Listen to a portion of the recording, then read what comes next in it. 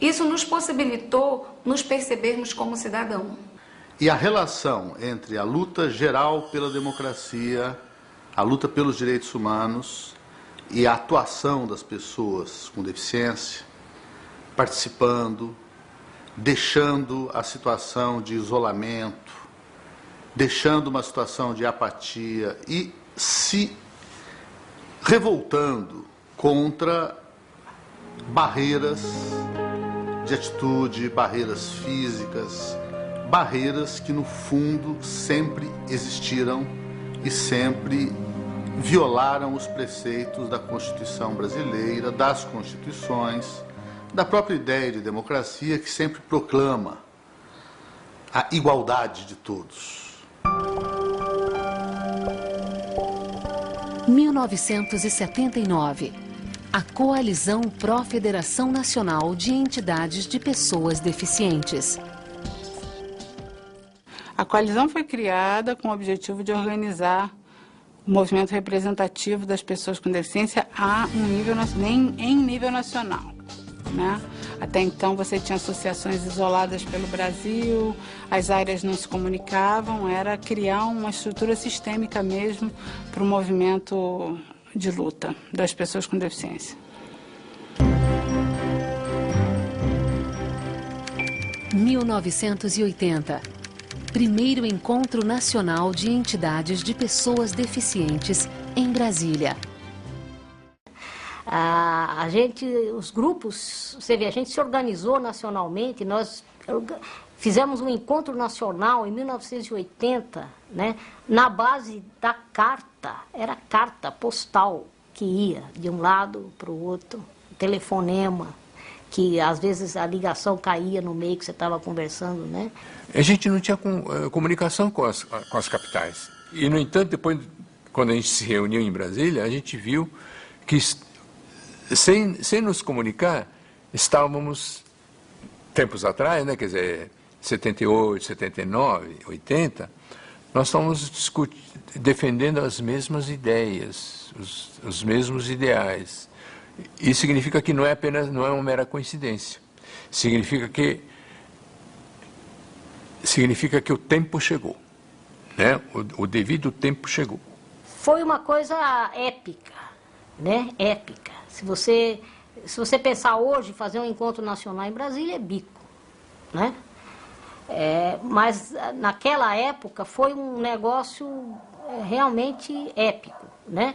Porque as pessoas, para chegar a Brasília, né? Nós fomos com aquele ônibus da Maria de Lourdes Guarda, 19 horas de viagem, né? Coisa que eu nem acredito, acho que isso aconteceu, sei lá, com outra pessoa, enfim. Então nós chegamos lá mortos, né? Mortos. Era uma minoria que podia ir para um hotel, não é? A grande maioria ia para quartel, não é? Para os quartéis. O Exército Brasileiro colaborou grandemente nisso aí, né? Quartéis, Corpo de Bombeiro auxiliou muito, e em escolas, quer públicas, né? Quer algumas escolas privadas também, que acolhiam, sem contar com muitas residências também, né? Só que aí as acomodações eram, de certo modo, incríveis, né? Porque não atendia de maneira nenhuma a necessidade mínima. Era ruim até para soldado mesmo, que é forte e é jovem, né? E foi uma pessoa com deficiência, muito pior. Sempre que tinha algum congresso ou encontro, nós, surdos, chegávamos e encontrávamos várias outras deficiências. Ficávamos surpresos em ver várias outras deficiências que também tinham reivindicações. Os cadeirantes pediam rampas, os cegos pediam o braille, e nós, surdos, a nossa reivindicação era a língua de sinais. Havia questões políticas, não partidárias, mas políticas a serem resolvidas, havia questões práticas, havia questões filosóficas, né? Porque de repente não era só a rampa que precisava ser feita, mas por que aquela rampa tinha que estar lá, né? Todo um discurso, né, que foi construído durante essa época, um discurso que não existia antes, né? Demos visibilidade às pessoas com deficiência. E isso, para 1980, 81, é uma novidade tremenda. Brasília foi a primeira vez que as pessoas se encontraram, se conheceram, aqueles nomes que a gente ouvia falar ganharam rostos, né, voz. Unidade, a gente sentiu assim que a gente era forte e que a gente precisava unir mais para que a gente pudesse avançar mais a nível das políticas em relação à pessoa com deficiência. 1981, o Ano Internacional das Pessoas Deficientes. Quando a ONU decretou em 76 que 81 seria o Ano Internacional das Pessoas Deficientes, foi pela primeira vez no mundo, na história da pessoa com deficiência, que a pessoa que até então as pessoas pessoas com deficiência eram chamadas de os deficientes, ou os inválidos, os incapacitados, né, os deficientes, foi a ONU que introduziu a palavra pessoa. O que a ONU faz com o decreto é dizer, ó, existe um tema que não está sendo tratado, que é o tema da deficiência, que tem que ser tratado como qualquer outro grande tema social de um país. Então, o que a gente vai fazer é jogar um holofote em cima desse tema no ano 1981. No mundo todo, o Ano Internacional deu um impulso estúpido à área da deficiência. Antes e depois, né?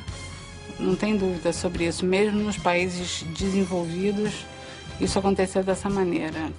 Em 1980, por recomendação da ONU, o governo brasileiro criou a Comissão Nacional do Ano Internacional das Pessoas Deficientes. Tinha a Comissão Nacional, uma das grandes brigas nossas também foi a da tal Comissão Nacional do Ano de Apoio e Estímulo ao Ano Internacional, né, que foi composta por um monte de gente que não tinha nada a ver com a deficiência, né, e o movimento de pessoas com deficiência já organizado nacionalmente, né, depois do encontro de Brasília, do encontro de Recife, né, nós botamos a boca no trombone mesmo, nós escrevemos cartas aos jornais, escrevemos para o presidente, para os deputados, fizemos o diabo, né, para nos insurgir contra isso, né.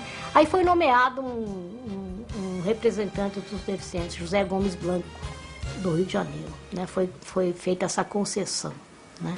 O Ano Internacional da Pessoa Deficiente, em 1981, no meu entendimento, ele é um marco extremamente importante, porque a sociedade foi chamada a prestar atenção às pessoas com deficiência, mas não com um olhar assistencialista.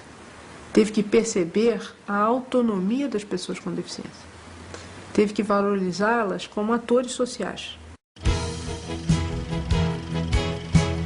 1981. Primeiro Congresso Brasileiro de Pessoas Deficientes e segundo Encontro Nacional de Entidades de Pessoas Deficientes, Recife. Depois do Encontro Nacional, teve o encontro também em Recife, um outro encontro em Recife, nacional também, que também foi muito importante para a história do movimento. Os meninos que organizaram Messias, entre eles e Manuel, eles tinham pouca estrutura. Nossa, foi um milagre eles conseguirem organizar aquele encontro, que foi um mega encontro, numa época que a acessibilidade não era uma palavra que existia. Então, eu não me lembro de ter havido nenhum nível de competição entre as áreas no encontro de Brasília. Já em Recife, tudo começa a ser questionado. Eu me lembro muito bem em Recife da discussão da paridade entre as áreas, etc, etc. Brigando pelas nossas especificidades, o que é que cego precisa ter, o que é que surdo precisa ter, o que é que deficiente físico precisa ter. Os mentais iam representados pelos seus pais, mas já com um grupo de pais com outra percepção. Mas veja, nós começamos dentro de nós a nossa luta por firmação pelos espaços próprios, específicos. Isso foi muito bonito. A gente tomando consciência de nós próprios, por nós mesmos. 1983. Terceiro Encontro Nacional de Entidades de Pessoas Deficientes. São Bernardo do Campo. que importa é que depois foi marcado para São Bernardo do Campo, em São Paulo, um próximo encontro nacional, não é? De entidades e lideranças e tal. Não deu certo, porque os personalismos existem. Ainda havia aquela questão de que a minha área é mais importante que a tua, a minha deficiência é mais importante que a tua, a minha tem uma incidência maior do que a tua. Sempre aquela diferença entre as áreas de deficiência. Então isso aí levou a uma dissolução dessa tentativa de movimento. Rachou porque a questão passou a ser o poder da coalizão. Como é que vai ser esse poder? Esse poder vai ser de quem? Quem vai ser? Como é que ele vai acontecer? A luta pelo poder, né? Ela deixa de lado o ideal da gente, né?